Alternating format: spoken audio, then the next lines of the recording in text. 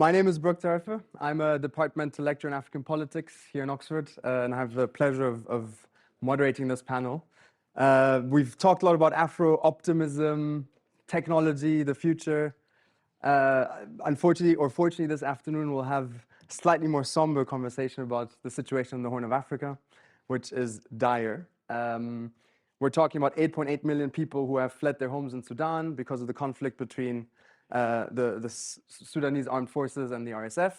We're talking about Ethiopia, where you have 58% of the population. This is a country of 120 million, currently either facing severe or moderate food insecurity.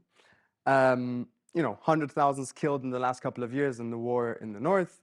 Tensions in Somalia, in Ethiopia, Eritrea, and Djibouti, a region that is, if we were ever going to coin something, a crisis.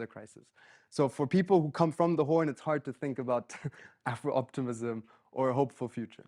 But perhaps in this conversation, we can get to a point where we discuss and have an honest conversation about what the situation looks like, and have a very pragmatic conversation. To have this conversation, I have the honor of welcoming four delightful guests.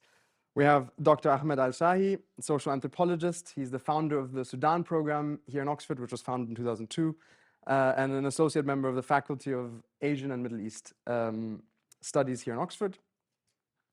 We have Hallelujah Lulle, a PhD candidate in Oxford at the Department of Politics, a researcher and analyst of the region, with a career in both government and think tank. We have Aida Bashar, a doctoral candidate in Durham, a historian of constitution making, and formerly a social policy officer in a think tank in Nairobi.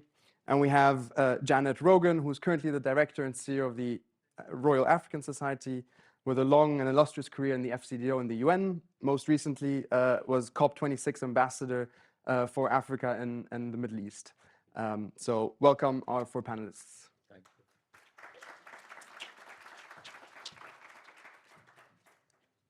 Dr. Ahmed, I'll start with you perhaps, and let's see if this mic is on. Can we test that? Yes, it is. We founded the Sudan program in 2002, sort of at the time of the last civil war in South Sudan, before the genocide in Darfur. Is history repeating itself? Have we not learned any lessons in Sudan? What is the sort of historical backdrop to what we're currently seeing? Yeah, but thank you very much indeed first for your invitation to this illustrious, conference. I'm very grateful and thankful for the hospitality. Now, your question is very good. It is repeating itself. It used to be South Sudan as a problem. And now we have Darfur as a problem. And the third is the confrontation between factions of the army, which is disastrous. Sudan is not going to recover easily. But the Sudanese program was founded first in 1998. The first conference we held is about Tayyip Saleh and his novels. I don't know, some of you may have read his novels. He came with his wife and 3 daughters, and we have 2 days of lectures. Papers were given in his honor, and he was so pleased. And the Sudanese community here in Oxford gave a delightful evening with Sudanese music and dance and songs. And then the question of South Sudan appeared. What can we do, the Sudanese program in Oxford do? So we held the first constitutional conference in which the Chief Justice of South Sudan and Chief Justice of Northern Sudan came to give their ideas as how South Sudan could be solved through constitutional arrangement. It was very successful. Many diplomats came from the Foreign Office. They were very interesting to hear. Politicians came from both sides of the divide, South Sudan as well, North Sudan. So it was very successful. And then we decided to establish it formally in 2002. And that's lasted. All the conferences were held at St. Anthony's College, my college, in Oxford. One thing we do about the Sudanese program is that we are a neutral program. That's to say, we are above politics, we are above religion, we are above ethnicity. That was our remit. And, and both government of South Sudan, at that time, South Sudan was not independent, and also the government of North Sudan came to us, and very kindly, they trying, to give us some money for the program to continue our activities. And I personally, I declined that. I said, if you do that, means you put us under moral obligation that any opposition to both sides, we don't entertain that because you gave us money. So they understood. And I remember discussed that with Salva Kiir myself personally. I went to South Sudan and we had a lovely dinner and at his office. And I told him this. I said, he understood. I said, we are very independent and we now belong to the UK Charity Commission. It's registered there. It is on the website. Our activities are listed since 1998. And he understood. Al-Bashir, he was dead against us because I stood up to some of the ministers trying to use the Sudanese program as a platform for their own policies. So he forbade any minister or any diplomat to come to Oxford to attend our thing. It doesn't matter for us. We are open to everybody, providing they abide by our own rules and regulation. So that's the history, and we are continuing at the moment with the program, depending on the charities, on people's charities, to help us. Okay. As far as myself, for the last 22 years, I'm a volunteer. That's if anything, I do help it financially myself. But it's been very successful. And it's becoming very international, known across the Atlantic and even in China. So we have achieved that. Yeah. Great. Thank you. We'll come back to that. Thank you.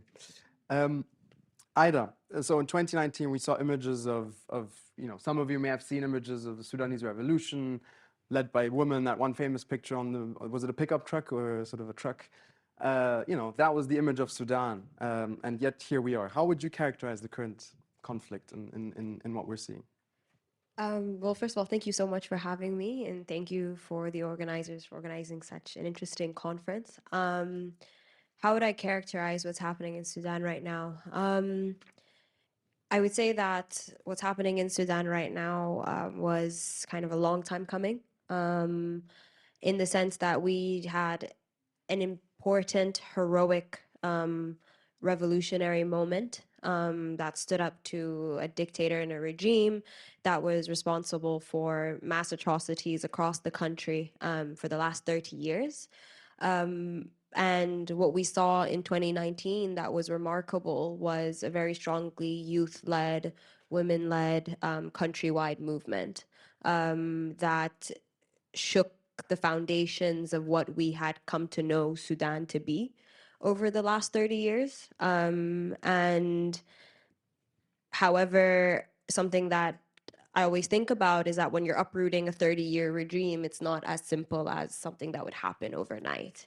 And in Sudan, we had a transitional period that followed the revolution in 2019 that was sadly brought to a halt by, as has happened in Sudanese history multiple times, a military coup.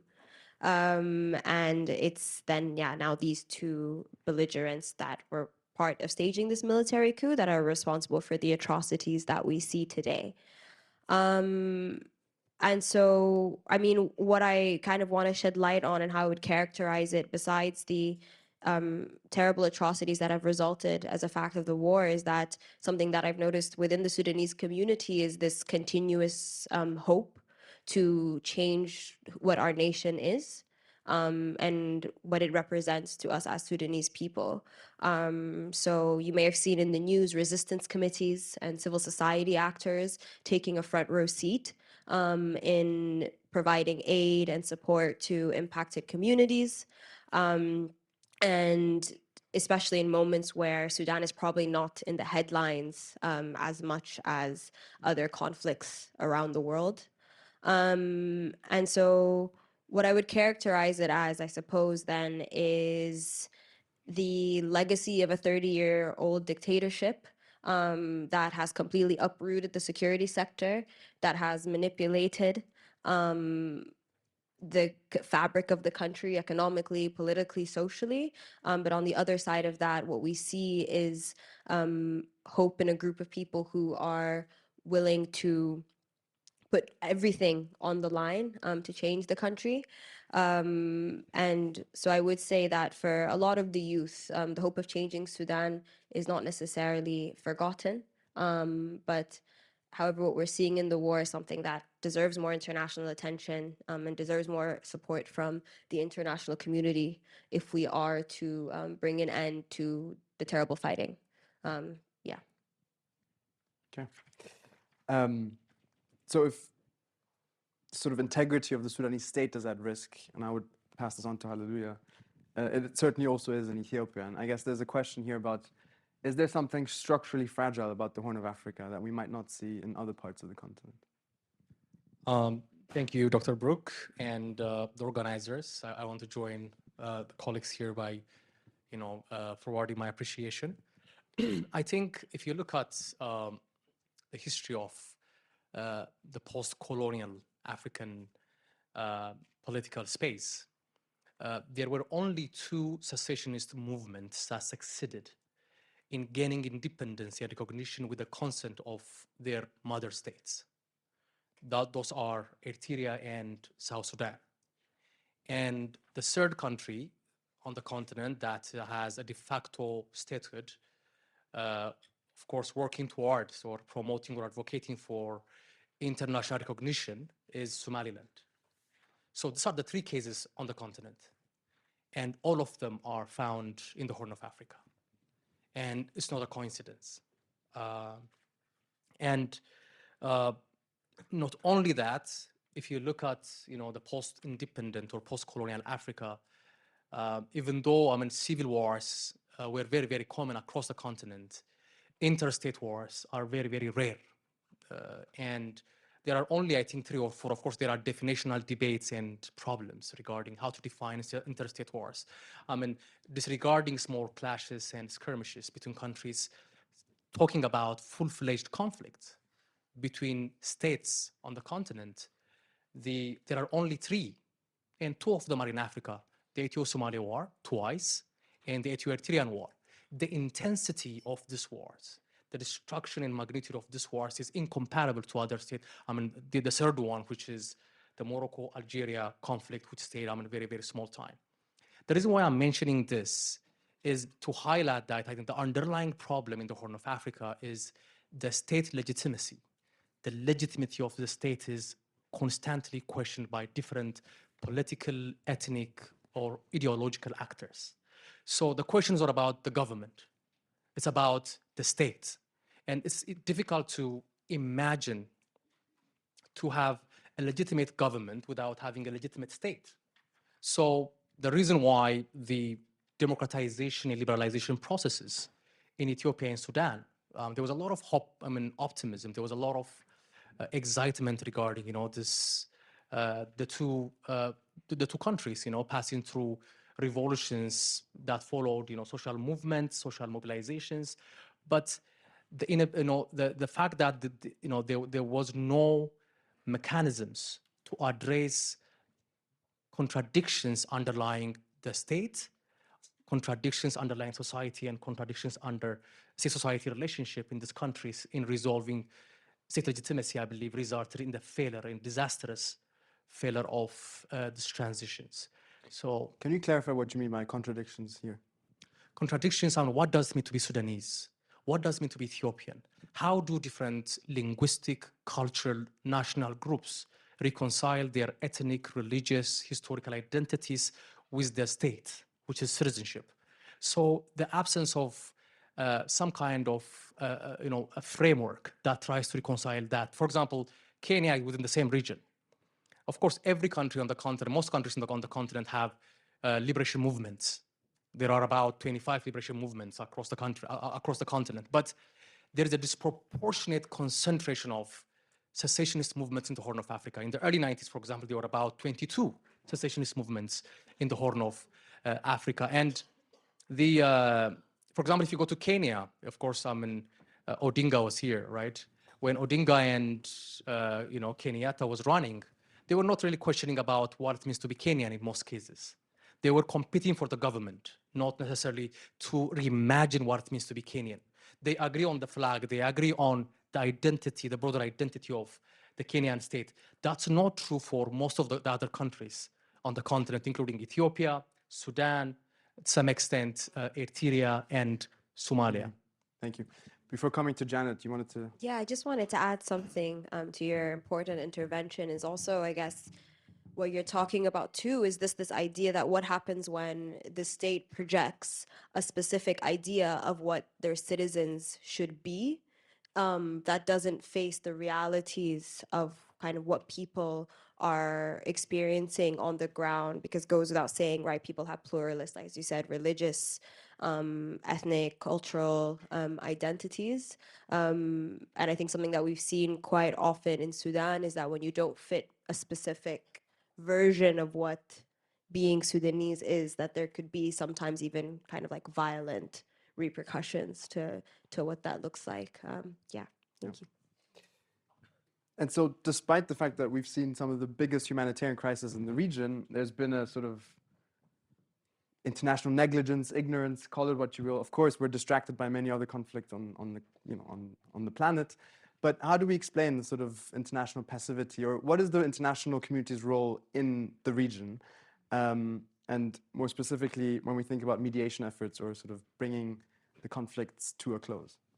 Well, I think it's really interesting to be asked to comment on that after what we just heard, because when you see a contested space where you try to have a state structure, and especially it's been struggling for a long time, but as Aida very nicely put it here, that is projected onto a group of people who don't necessarily identify in the same way with that idea.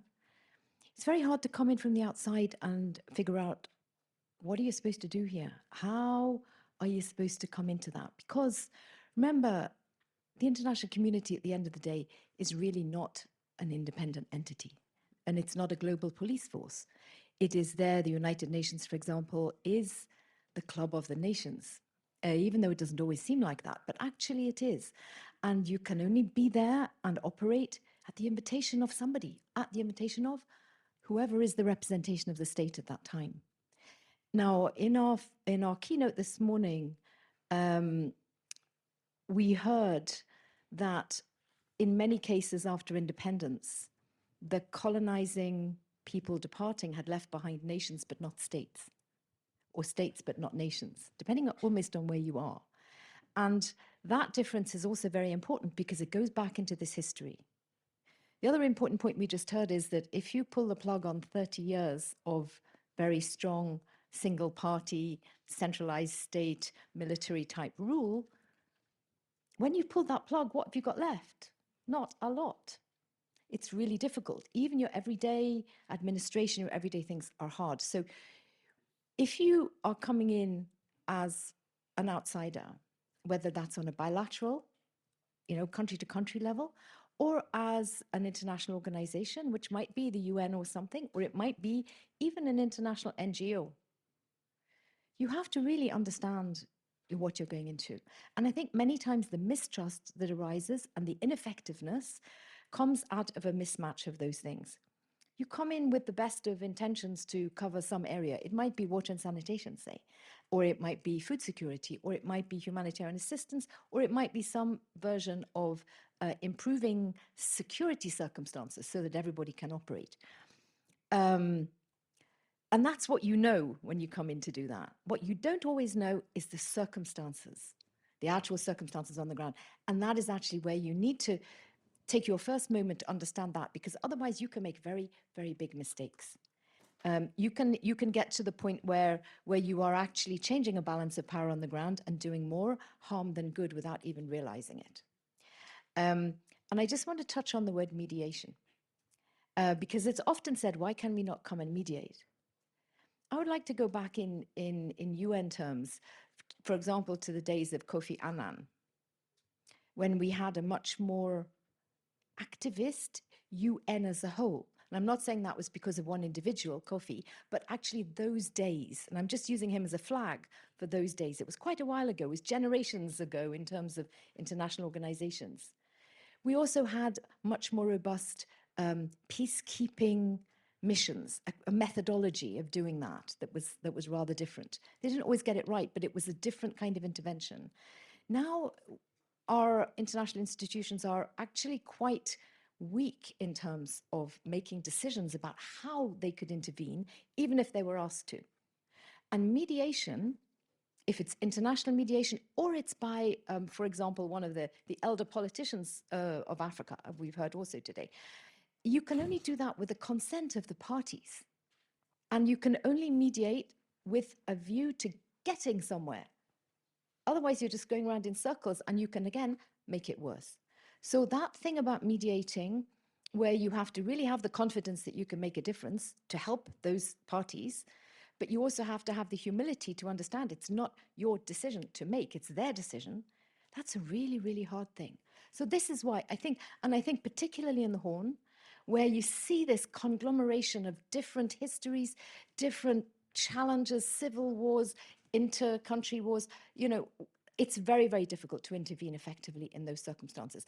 At the very minimum, you can come with the humanitarian and try to hope that saving lives doesn't at the same time trigger yet more problems, which is a terrible thing to say. But this is what happens when people divert or use it as a political point.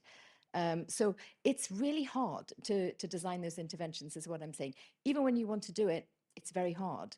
But that doesn't mean to say we shouldn't be doing it, but we have to do it together. Let me stop there. Thank you. Indeed, and we've seen a lot of politicization of humanitarian aid in the region, both in Sudan and Ethiopia, absolutely.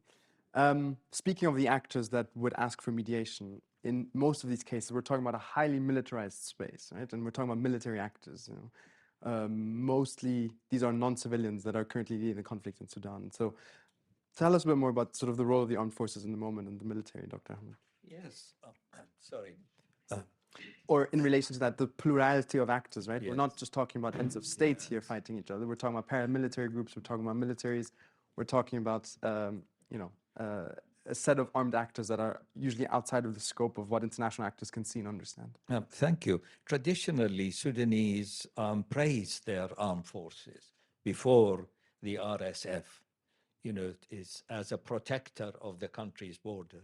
We may have to clarify for those what the RSF is. RSF are a force created by al-Bashir and handed to Hemeti, who is heading it, but the recruitment was, if you remember, from the Janjaweed.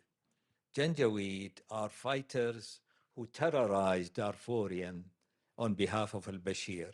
And now they are fighting al-Bashir forces through Hemeti.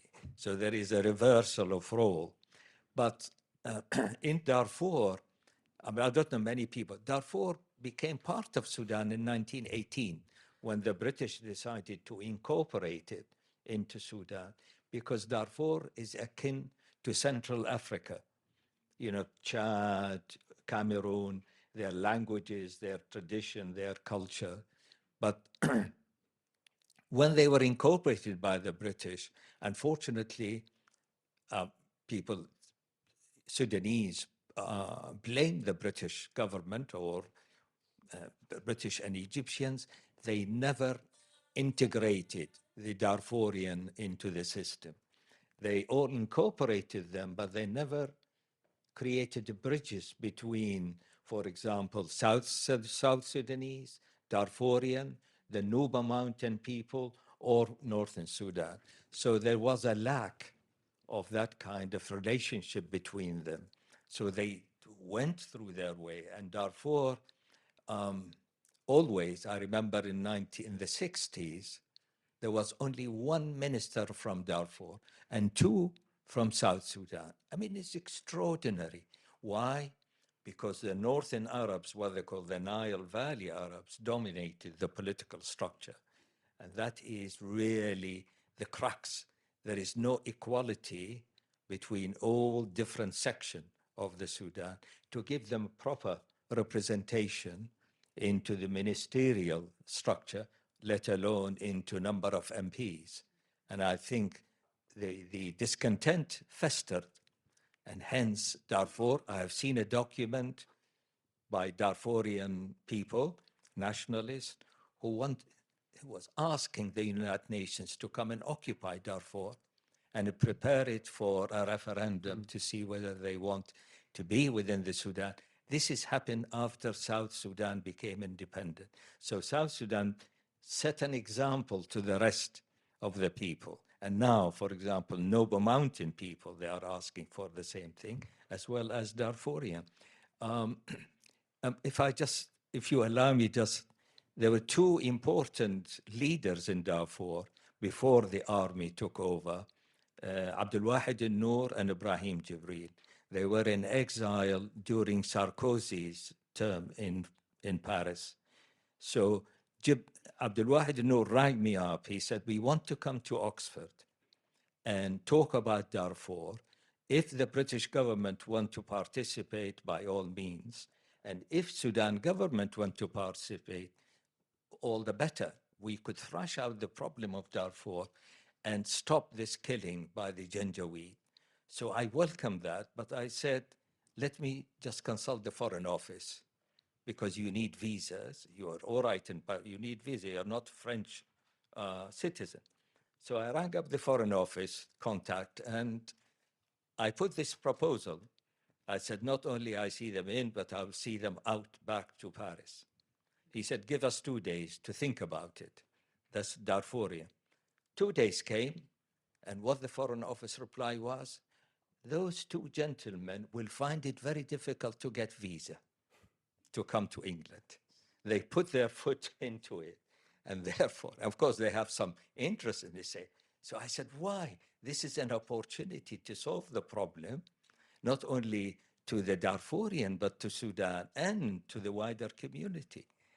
Now, look at it, Darfur is involved in all sorts of international community, many mediation of Darfur, IGAD, African Union, Arab League, all of them, it just failed. And I think I will talk about that later, why these mediation efforts have failed to achieve any positive results. Thank you. Just a reminder to please put your questions through the QR code, and I'll get to those at the end. Which reminds me, could you also take a picture of the QR code for me so I can see the questions? Obviously, we've seen a massive humanitarian catastrophe, both in Ethiopia and in Sudan, and that has caused has reproduced all sorts of scenarios, largely related to famine and drought. And I wanted to ask Ida a bit about the sort of question of refugees, IDPs, the humanitarian catastrophe more broadly. And we'll link that then to Janet and talking a bit more about drought and famine. Yeah, so in Sudan, there is, I think now the statistics are 9 million people internally displaced, and about 2 million externally displaced in neighboring countries, mainly Egypt, Ethiopia, and South Sudan. And I mean, the situation is incredibly dire. It is the world's current largest internal displacement crisis. And it's not receiving the amount of resources that it needs to support people, but I'll get into why that's happening in a bit. Beyond that, a big issue that we have is inaccurate numbers, specifically related to the amount of deaths that have occurred in Sudan. Some statistics predict about 14,000 people have died, which just doesn't make sense within the fact that we're in the second year of the conflict. And again, that's because there's also been very limited access to humanitarian aid for people to actually run these numbers. And of course, there's like forced disappearances and things like that happening in Sudan as well. And the demands for the crisis of IDPs within the country. So many people have left the capital of Khartoum to neighboring towns, and those who are able to afford it and to sustain it, and have access to it as well, have been able to leave the country. And a lot of the issues that we're seeing internally, for instance, is that there's massive shortages in food. There is issues of water and sanitation. Obviously, people have lost their jobs throughout the war. So many of the issues, such as like food scarcity, a big cause of food scarcity in Sudan right now is people can't afford food. And this is obviously causing starvation. Hospitals have been destroyed. There are very few functioning hospitals in the country, and those that are functioning are quite ill-equipped to deal with people's several different types of illnesses. And yeah, that's also compounded by the security situation, where particularly women and children are vulnerable to very violent crimes by communities and by the army and the RSF as well. And that's besides the fact that our homes have been looted and destroyed too. But just touching briefly on kind of this idea of what this also means within the context of like climate change and this looming famine. Sudan is entering some of the hottest months of the year, which makes agriculture very difficult, especially in situations where you don't have access to the materials that you need. And what we're seeing now, and touching on what Dr. Ahmed said about Darfur, is particularly in Darfur also, is like the looming famine and fight for aid resources have started to kind of drive the conflict itself. The army, which is who is internationally recognized by the international community as the legitimate government in Sudan, has rescinded its permission to allow aid agencies to bring food through to Darfur and aid to Darfur. And why I highlight Darfur specifically is because there's currently a massive fight happening in Darfur between the RSF, that Dr. Ahmed explained, and the armed forces. And what we're seeing happening there, and Darfur is key. Darfur gives you access to Chad, to Libya. It gives the RSF more arms. And it's completely fallen to the RSF, except for the capital, Al-Fashir, which we're currently seeing in live time. And I'll call it what it is, a genocide of the RSF, former Janjaweed, attacking this capital city, which has become also a hub of refuge for many people fleeing from Khartoum and other cities that have been attacked by the RSF and the SAF caught in the crossfire. So relating that to food, when aid agencies are being blocked, obviously that means that the food can't reach starving populations, and around 90% of Sudan's starving population are in RSF-held territories throughout the country. And I guess that using food as a weapon of war is not necessarily very new to the region. It was used in northern Ethiopia, and it has a long history of being used in Sudan as a way to starve out your enemy and to depopulate their areas. And then this ends up being a civilian conflict itself. And so what we're seeing now is kind of a calculated starvation of these populations, and particularly the ones that are most vulnerable, and the ones that have experienced a long history of violence, such as what we're seeing occur in Darfur right now, are going to be the most at risk.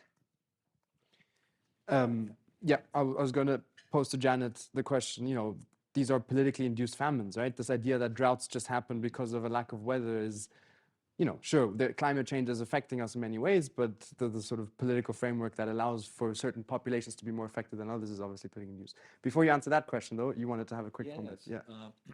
Sorry. The Darfur question is fundamental at the moment, really, to the future of Sudan. Will it go its own way? Will the southern, when you say Sudan government, where is it? The president, apparently, he lives in Port Sudan, not in Khartoum, because his palace has been bombed The airport has been, say, it's operating from Port Sudan. And also the one thing about Egypt, Egypt doesn't have asylum seekers program. So the poor Sudanese, nearly 2 million, they have to depend on their relatives who are working outside in the Gulf to feed them, because the Egyptian government has said, we'll give you refuge, but we can't give you any services. You have to pay for them. And I said, well, an Arab country, they can, and Egypt, history of Egypt and Sudan, at least they would be more kind to them. Not at all. The Egyptians just absolutely. Now, if I give, you, because we are in touch with people in Sudan here and things. I just give you two examples what happened, the savagery of those Darfurian who been attacking the civilian.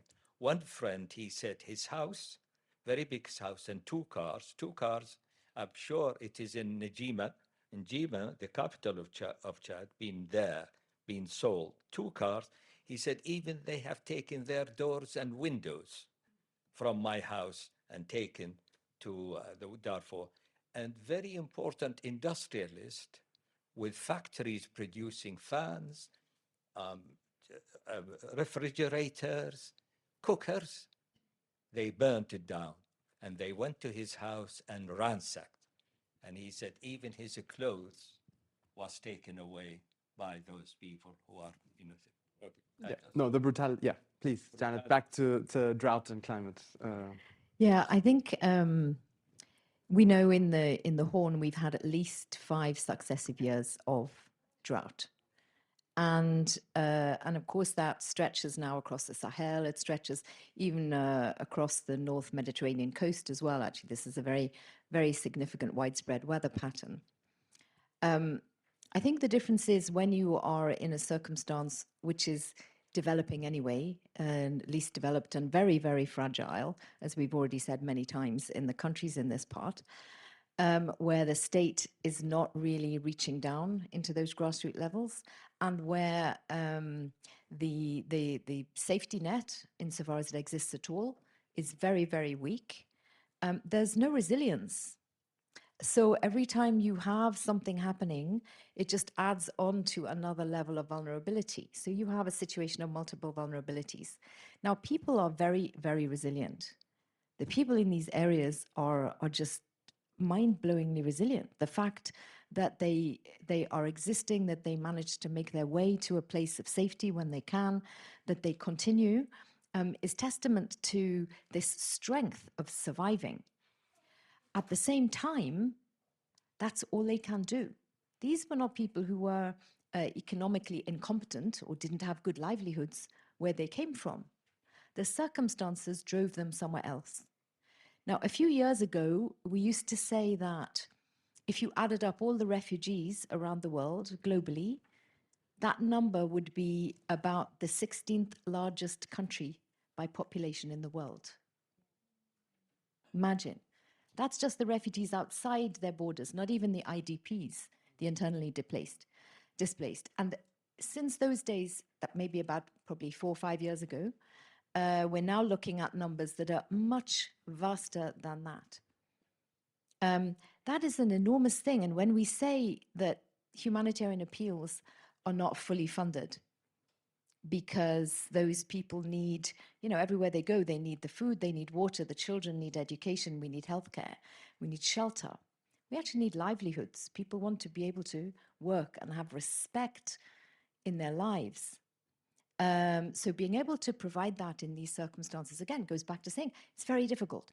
Now, what also happens is when those populations move away from the areas where traditionally they have lived and had their livelihoods, they have farmed, they have had factories, they have had livestock, the famine drives them away.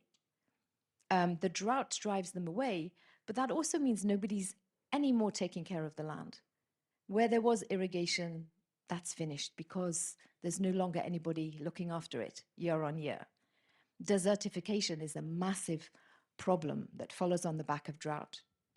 When you've cut down all the trees, or they became destroyed through conflict, or the infrastructure was destroyed through conflict, what comes back?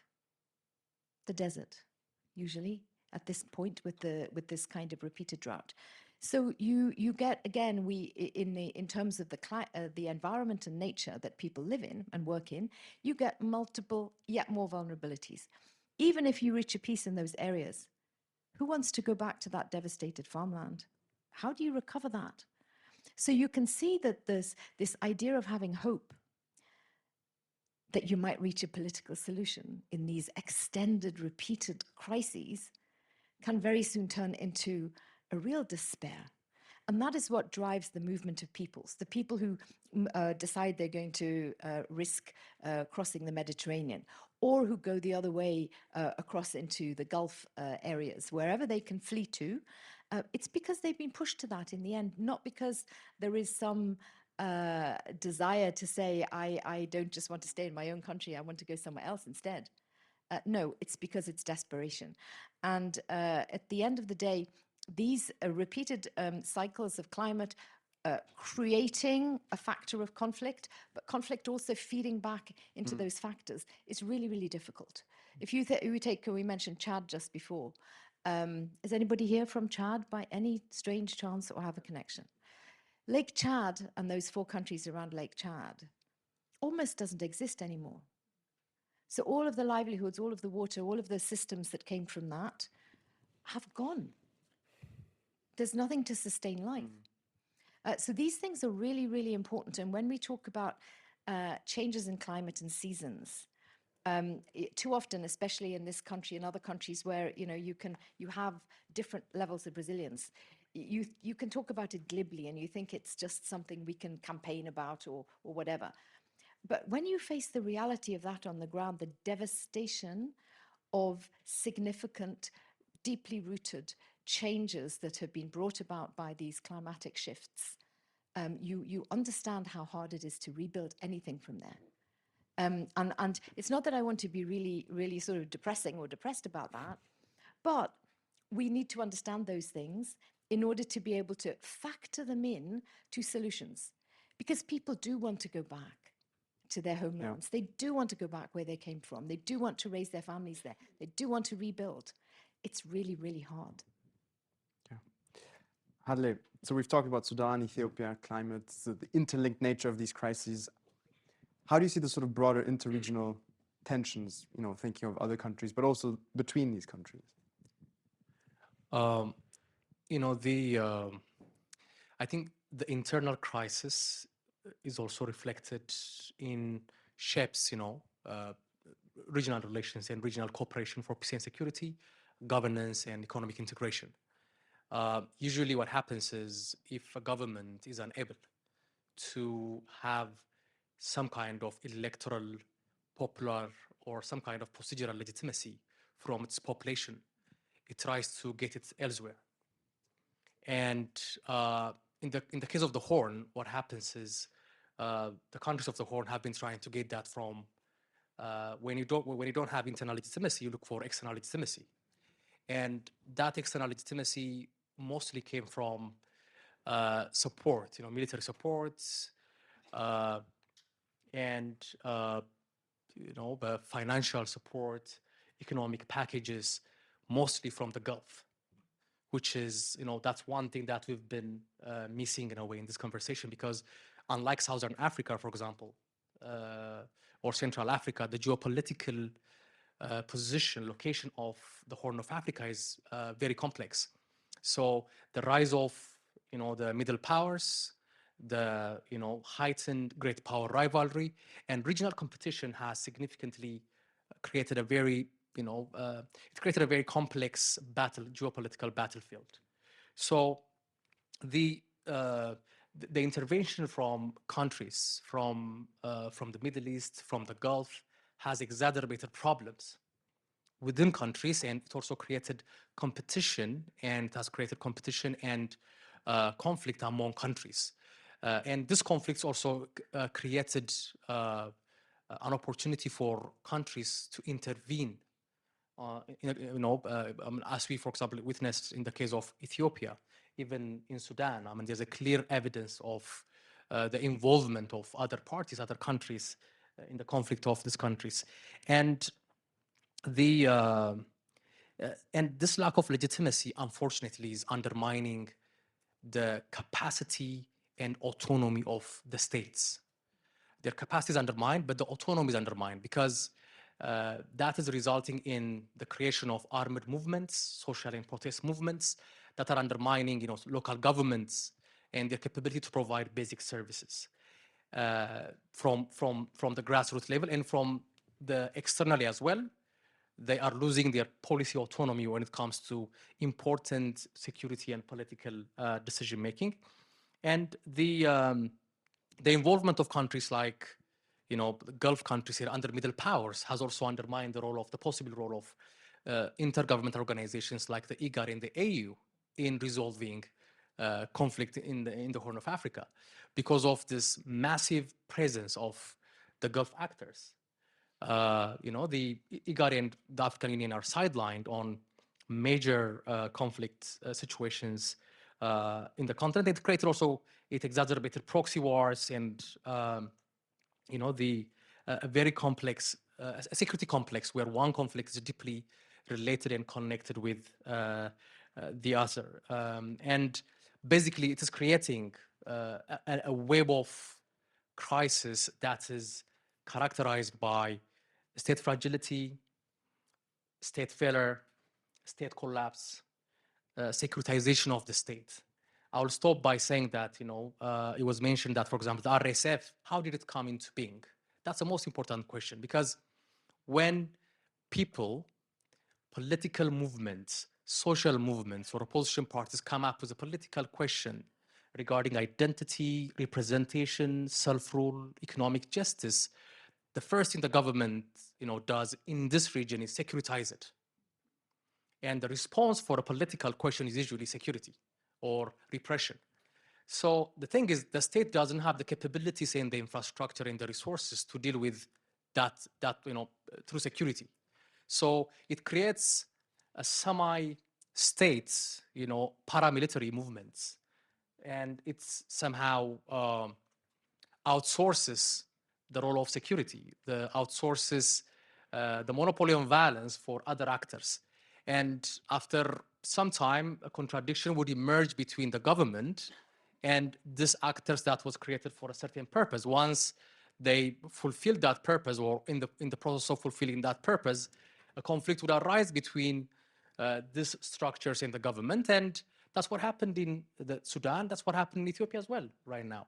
And it's so true for most of the continent. So we need, to conclude, I think, any attempt, in a way, for a peace process, a political process, democratization, should focus on articulating what lies, what are the causes and the factors that resulted in eroding the legitimacy of the state in the Horn of Africa.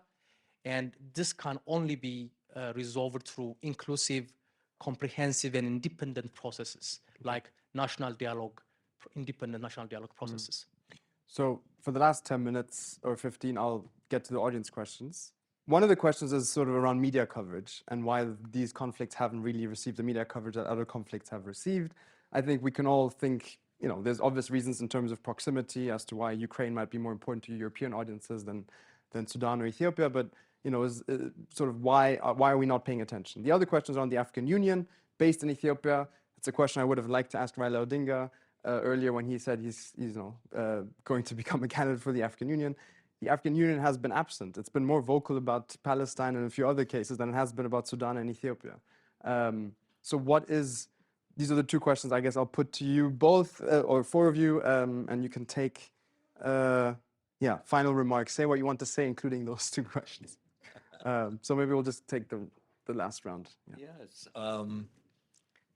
It's really the problem of Darfur, problem in Ethiopia, problem in South Sudan is the question of equality of people. There is inequality between Darfurian and the rest of Sudanese. In South Sudan, they have not, to receive 500,000 people from Northern Sudan, which is a strain on the economy of South Sudan. But also they have instability within South Sudan between the dominant two tribes, the Dinka and the Nuer. and between the Aroma and the Tigrayan is a problem. These cannot be put aside, and then explain in international theories of politics. It requires actual action to accept people as equals sitting around the table and trying to solve their problem, rather than saying, well, I'm dominant because I am the larger population, like in South Sudan, the Dinka, and therefore I must have a lion's share of the power. This would not work. And even in Sudan, it didn't work. But they don't, unfortunately, they don't take this as an example. Well, we must be really realistic as far as the future is concerned. And heaven knows what the future of Sudan is going to be. It's very bleak. Economically, it's finished. And of course, Sudanese educated people, what they call the Afandi of Khartoum, those people sitting in their offices, driving Mercedeses and having all the dollars, saying it's all colonialism. And they dismantle everything colonialism did to the Sudan. The Jazeera cotton, okay, the railway, the educational system, the judiciary, everything the British did from scratch. And when I tell them, colonialism, who built the Cotton Jazeera scheme? Is the British government. Who built the Kitchener School of Medicine? Is from ordinary English people who contributed and built it up. You cannot, yes, indeed. You look what happens in the Congo. King Leopold of the Belgium, he flees Congo of all resources. And yet, you must also appreciate what the British did in Sudan rather than, oh, this is all colonialism. Well, Sudan has become independent since 1956. Surely they should do something about their country rather than just, in a sense, blaming the others rather than blaming yourself for the decline of this. So thank you. On the point of limited media coverage, I don't believe that it should ever be a competition of like which tragedy is worse. And as you said, Ukraine has clearly a lot of importance for Europe, and the Palestine-Israel conflict is obviously also a very long-standing and devastating conflict as well. I think the issue of Sudan is people think that it is internally just something between Sudanese people that doesn't have any important international implications. I think race plays a role in it. I think the media tends to turn a a blind eye on Black Africans. And I think that so I think it's kind of systematic and is reproduced as not newsworthy enough. And as I said earlier, the issues of like numbers and not having accurate data to back up actually how terrible this tragedy is. And then in relation with the the AU and EGAD, I guess, I think they've proven to be ill-equipped to deal with conflict in the Horn. And I think because of that, and because the conflicts in the Horn, as you said, have become so international and have a lot of players, including the Gulf and this kind of like Red Sea politics discourse, that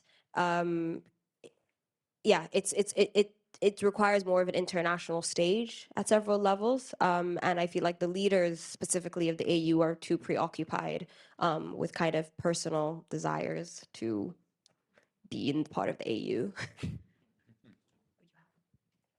I'll try to be as brief as possible. I think as Janet had, rightfully highlighted, there was a moment, there was an era where interventionism was on the rise. The post-Cold War era, in a way. The UN was flexing its muscle. There was a lot of debate regarding responsibility to protect. But that concept was abused. It was abused in Iraq. It was abused in many other places by the West. And that abuse significantly undermined the legitimacy of the concept.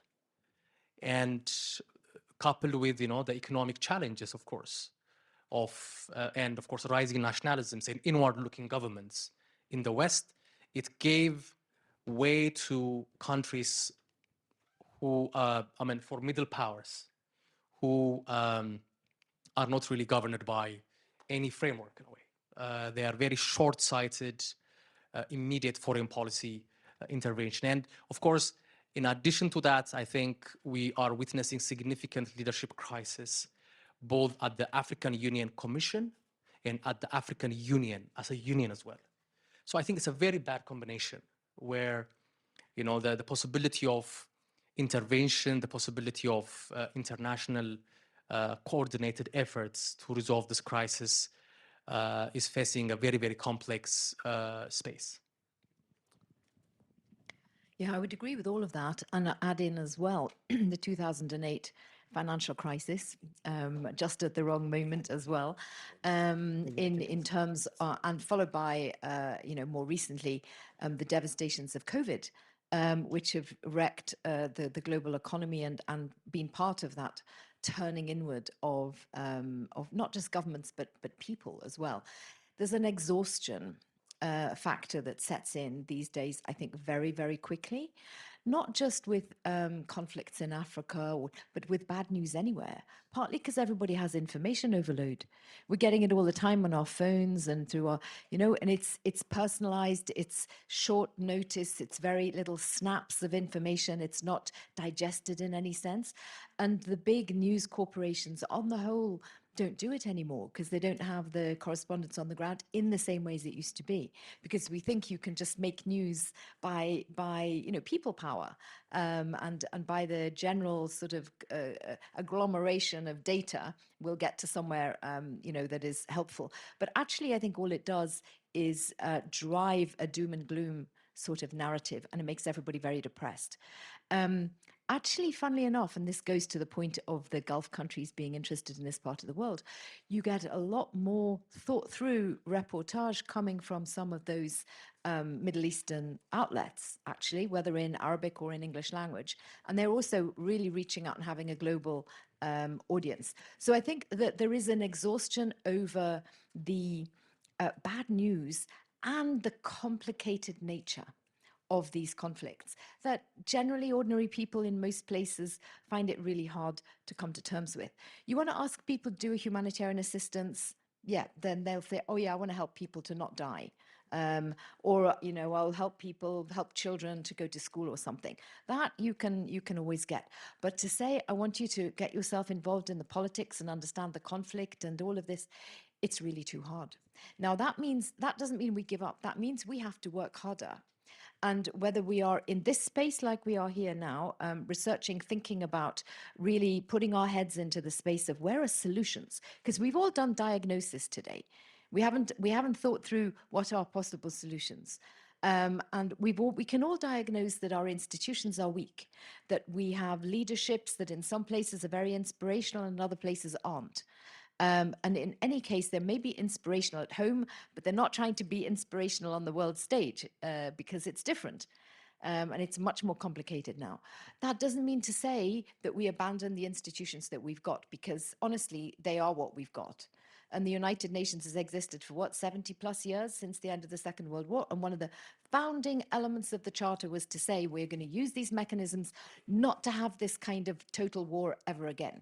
And it doesn't matter where the total war is. That's kind of what we're seeing. Everything we've said today is what's happening in the Horn of Africa right now. It's devastation that nobody seems to be able to find a way to stop. That is meant to be what our international institutions are for. And it doesn't mean to say that the UN comes from outside and intervenes. The African Union should be better. It should be the thing that says, follow our lead, come along with us and help us. Don't come in from outside and parachute something in, but be with us. IGAD, likely. These things have been set up for a reason, because people want there to be mechanisms to help. But we're not making them work. Yeah. You could have a whole nother panel about why is that, but let us leave it there and say, we need to make them work. We need to make them work. This is the 21st century. I have long believed, and I'm a Chinese speaker as well as all of these other things in my long and complicated background, and I've watched China on the continent as in other places. And I've always said, actually, 21st century is the century of Africa. Not the century of China. People used to say it's the century of China because China's big. I'm like, yeah, China's big. It's big. But Africa is huge. Africa's 54 nations and at least one disputed territory, maybe more after today, depending on how we define it. But anyway, 54 signed up nations. That's enormous. It's a rich continent, as we said today. It's a continent of youth and of creativity and of hope. So we ought to be able to be solving these problems, not just because of Africa, but because Africa is part of the world that we need. And it's part of what is infusing the rest of the world with youth and creativity. So I have to end it on a hopeful note. I have to still be a professional optimist and say that even with everything that we've said, there have to be ways, and the brains that are joined in this room and the brains who may be listening to us live streamed are also out there thinking, yeah, we need to put our hands to this and make something different. Okay.